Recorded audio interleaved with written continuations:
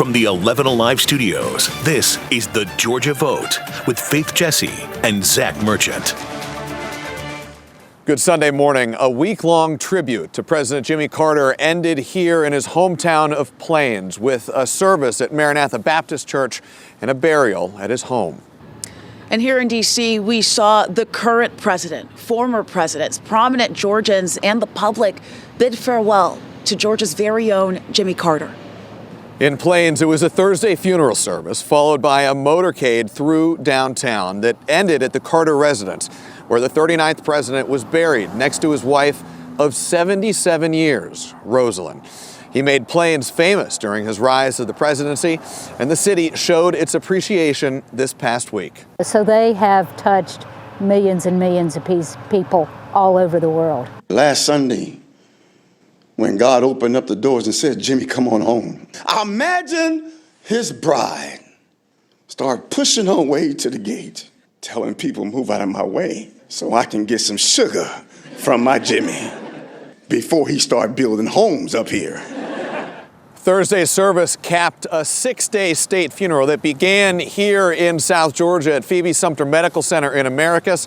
It traveled right through downtown Plains here on its way to Atlanta, then the nation's capital, before returning back here to Plains. And Faith, I know you were in D.C. while President Carter was lying in state and when he was honored at a funeral service at the National Cathedral. And in the Capitol Rotunda right behind me here, we saw people stand in line and below freezing temperatures, all just waiting to get inside to bid their final farewell. Jimmy Carter was that all too rare example of a gifted man who also walks with humility, modesty, and grace. The longest post-presidency of any American president ever, he focused on making the lives of his fellow men better. You may say I'm a dreamer, but I'm not the only one. There were well-wishers from all over and multiple dignitaries. And down the street at the National Cathedral, there was a eulogy delivered by President Biden.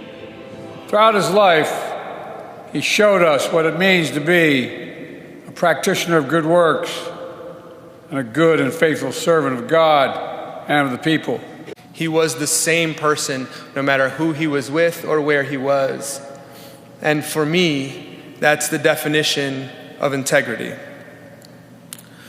That honesty was matched by love, it was matched by faith, and in both public and private, my grandparents did fundamentally live their lives in an effort, as the Bible says, to do justice, love mercy, and walk humbly with their God.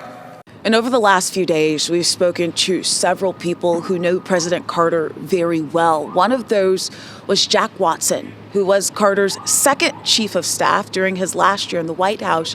And he spoke with me about those fond memories of Mr. Carter. What he's done across the world in terms of dealing with dread diseases, particularly in the continent of Africa, river blindness. And it's amazing. He's virtually eliminated these diseases because he was able, as a former president, to convene almost anyone he wanted to convene to address the problem. The convening power of a former president who's motivated to convene is enormous. Most presidents, I say this respectfully, most presidents don't take full advantage of that power to convene, to focus other people's attention on major problems. Carter did. He did it for 40 years. And whether he was overseeing elections, whether he was advising governments, whether he was mediating disputes, whether he was dealing with diseases, he and Rosalind, who was his constant partner, never let up. What were some of the biggest accomplishments that you all did together, you and Mr. Carter side by side? One of the interesting things about Jimmy Carter as president was that he had aspirations across such a wide range of activity. He created, for example, domestically, he created the inspectors general for the departments to search out fraud and abuse and waste. He established the Superfund to clean up toxic sites that had appeared all over the country as a result of various problems. He was a president who woke up every morning thinking what he could do as president that would serve the interests of the country. He did that almost without regard, in some cases with too little regard for the political costs that he would have to pay in order to achieve the goals that he had to achieve. And Mr. Watson is just one of many who have so many great memories to share of Mr. Carter. He was beloved by so many people. And Zach, we know that that same love is down there in Plains. You're right. We have been here in Plains for the better part of the last 2 weeks. And if you spend any time here, you can tell just how much this place meant to the Carters and how much the Carters meant to Plains. You don't have anything really bad to say, say about him or his wife or his family. Everybody is just wonderful. I wanted to celebrate President Carter, not just as the president, a former president, a world leader, but as a neighbor, a friend, a constituent, someone that I've known for over half a century, and who really is the kind of servant leader that I've tried to be. I have watched and tried to emulate the humility and the servant's heart that Jimmy Carter has exemplified for the full time that I've known him. But especially did I want to come home because this is home. This is a man who was the 39th president of the United States. He was the governor of Georgia. He was a world-traveling humanitarian. Right. And he's in your backyard. Yes. Eating hot dogs and swimming and doing all the things that neighbors do. Was that surreal? It really was surreal. It was my honor to serve 33 years in the state Senate and the state and the same seat that he held when he was in the Senate. And he was one of the people that encouraged me to first run for public office. And I've been very pleased and very close to the family ever since. Not just President Carter, but all of his relatives. And it's been an honor to represent President Carter and Plains and this region of the state. I couldn't say enough good things about him. He paved the way. He was a constant source of inspiration for me and for a lot of other Georgians, native Georgians, longtime Georgia families, and I just think the world of them. Much more to come on the life and legacy of Jimmy Carter. And next, we're looking ahead to a big year here in Georgia. The new legislative session is about to begin. We are talking with multiple lawmakers about what's ahead. And we also hear from Georgia House Speaker John Burns. And later, a local nurse who came to the United States from Ukraine and still goes back to help wounded soldiers shares his concerns and optimism about 2025. He's our voice of the voter, and that's ahead here on the Georgia Vote.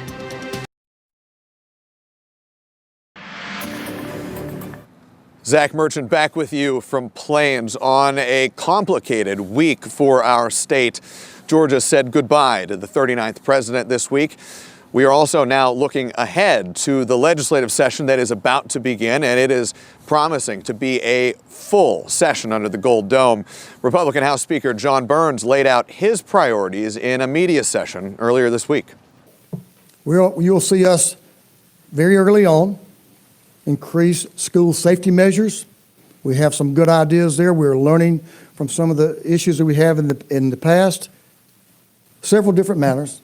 And one of them will be mental health, as we'll address mental health issues, continue to address mental health issues when it comes to our school systems.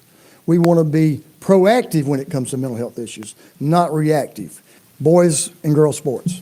So the girls will participate against girls and compete against girls, and boys will participate against boys, and that's how it should be. Healthcare. We'll need to strengthen and add to our medical workforce. We'll go ahead and codify protections for IVF and vitro fertilization. We know how important that is to families. Support for our prison system. But one of the main focuses we see is these investments in basically making our prisons safe. The first official day of the new legislative session begins tomorrow morning at the state capitol. And of course, you can count on us to bring you all of the major developments all session long right here every Sunday morning on the Georgia Vote. And Jack, we want to take a deeper dive into what we can expect from Georgia lawmakers. I sat down with 4 lawmakers, 2 state senators and 2 state representatives, all looking ahead to the session under the Gold Dome. I think we're going to get to work on, and I'm excited that, we're not just going to sit around the first week or so not doing anything. I think we're going to get to work on disaster relief early in session, and it's tragic what's happened all over South and East Georgia. I'm in the ag sector. That's what I do. I farm, and I've been down there, and it's horrific what's happened, and we've got to work together to help our neighbors. We actually saw a bill that would incentivize people safely storing their guns or getting training when they purchase a firearm, and they would get a tax credit for it. This did pass the House overwhelmingly. There was very little pushback on this. And so while it did not get to the governor's desk, I am hoping that we can continue to move in that direction. We've got big priorities heading into 2025, the first of which is addressing inflation, the rising costs of goods for consumers, and really putting more money back in their pockets through reducing taxes. So you'll see additional relief there. For me, I serve on the Education Committee. That's a big priority for me. We spend almost half our budget on education, so things like school safety, literacy, and continuing to support our teachers and parents. So education, and then as my colleague mentioned, Hurricane Helene relief. We still have a lot of folks suffering in South Georgia and other parts of the state. We've got to get resources down to them.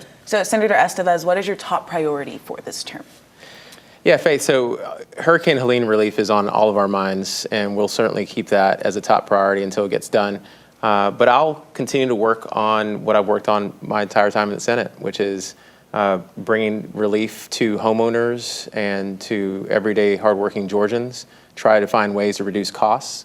I was proud last year to pass a bill to help reduce costs for Atlanta seniors. People are worried about the cost of groceries. And this is not just a Georgia problem, right? This is a nationwide problem. Is there any timeline for people who might be watching? Well, look, I think at the end of the day, we have to invest in Georgians.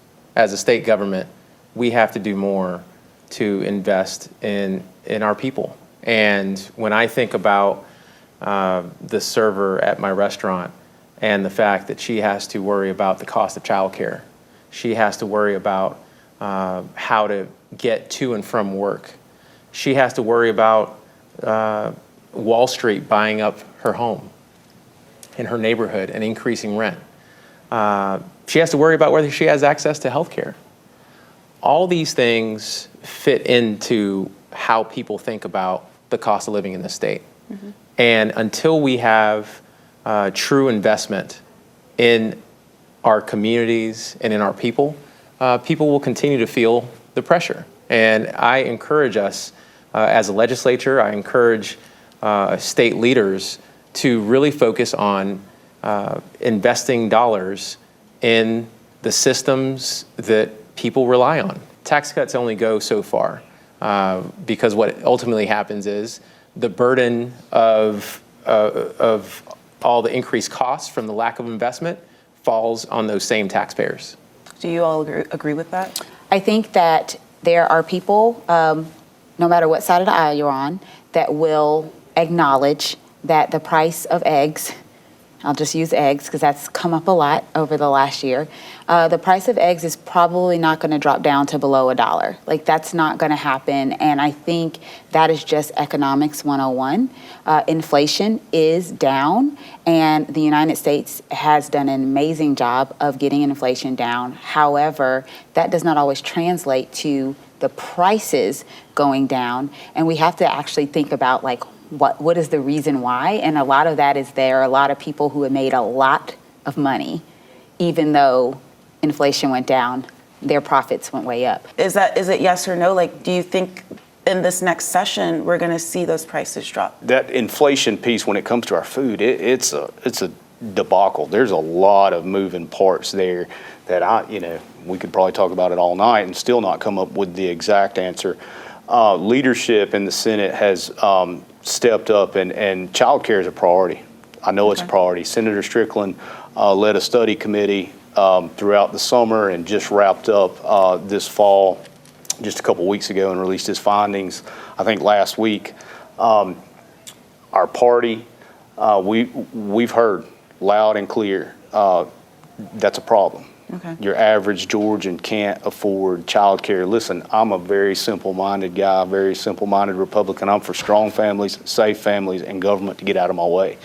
I think that solves some of our inflation problems. So it sounds like you guys are working on it then. Yeah, I mean, I'll tell you straight, it's no mystery what caused inflation. It was reckless spending coming out of Washington, D.C. that drove up prices. Now that we've got a change in administration, I think you're going to see that spigot turned off, and that's going to help drive down prices for nationwide. We're certainly doing our part here in Georgia, not only cutting taxes, but investing in teachers with historic pay raises, public safety, those that keep us safe, all-time fully funded education at one of its highest levels ever. So the beauty of how we've managed the state is we've been able to cut taxes while also investing in the future of Georgia. Just to push back on that a bit, we know that inflation was not caused by spending. In fact, a lot of the spending that we've seen Governor Kemp tout as a state came through federal funding. So if there was any spending at the federal level, it was actually spent down at the state level, which is why we see some of the record surpluses that we see. But more importantly, I do want to make it clear that I'm not saying that there's something wrong with tax cuts. The way we're doing tax cuts is what's the issue. Respectfully, the way we've done or handled tax cuts has been very smart. I mean, a gas tax, that impacts everybody regardless of income. When you reduce the income tax rate, again, that helps everyone across the board. When you give a flat $500 rebate to a family of four, that impacts everybody. In fact, it probably benefits those more on the lower income than the higher income. And so we've done it in a very equitable way across the board so that everyone is lifted up here in the state. And we'll post that full interview of the lawmakers to 11 Alive Plus. You can download it on your Roku, Amazon Fire, or Apple TV device. Coming up, more of what we saw and learned this past week in Washington, D.C. and in Plains during the tributes to former President Jimmy Carter. Back here now on the Georgia Vote. This week, we saw President Carter's final journey to both Atlanta and to Washington, D.C. Yeah, some memorable moments from all of those places. Here's a look back.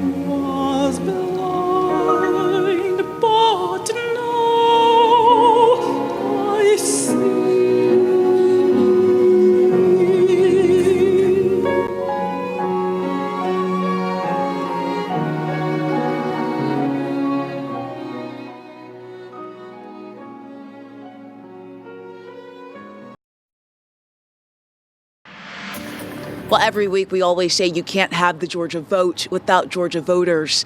And this week we speak with Yuri Soroka, a Ukrainian American who came to the States more than 2 decades ago. Well, now he's a registered nurse, and he returns often to Ukraine to help wounded soldiers. This is from Crimea. It says Crimea is Ukraine. Crimea was invaded in 2014. That's the beginning of the war. So the war has been going on for 10 years. This is the city of Mariupol. This is down south, which was quickly besieged and invaded back in spring 2022. And it's been carpet bombed and destroyed. So hundreds of thousands of people lost their whole livelihood and lives too. I'm a critical care nurse at the Bolestar North Fulton Hospital, and I'm originally from Ukraine. When did you come to Georgia? In 2003, 20 years ago, 21. Why did you come? We came to join the family. They were refugees. So there was a special program established by U.S. government for families who undergone certain persecution to be able to join their families in the United States. And then you actually went back. When I went back to Ukraine this summer for 2 months, and I took my family with me, they were in the more safer part. They were working with the children of war, and I was working with the wounded. It was much more difficult. I see how the resources are dwindling. We have less medicine, we have more wounded. And I've lost family and friends. What are you most concerned about heading into 2025? And we also have a new presidential administration coming in. I'm concerned with several things. First of all, our society is still divided and we're not getting united. I don't see the leadership that is uniting this country, both to face the challenges domestically, but most importantly, to face the challenges internationally. Because what I see is that the free world is shrinking. The evil regimes are getting more resources and more territory, and they are occupying more people. What are you most optimistic about? I talk to the younger generation, younger people, students, and now and then I meet quite a few of them who are smart, who understand a lot of things, more than you would expect, who are interested in what's going on, not only here, not only in my backyard, but worldwide. They have their worldview. They're looking for facts. That's very encouraging. And our thanks to Yuri for that conversation. And that's all the time we have now for the Georgia Vote. Zach and I will be back in the Atlanta studio for another episode next Sunday at 11. It has been our profound honor to cover the funeral of President Jimmy Carter from his hometown right here in Plains. And for all of us in the 11 Alive crew, we thank you for watching along with us. We hope to see you back here next Sunday for another edition of the Georgia Vote.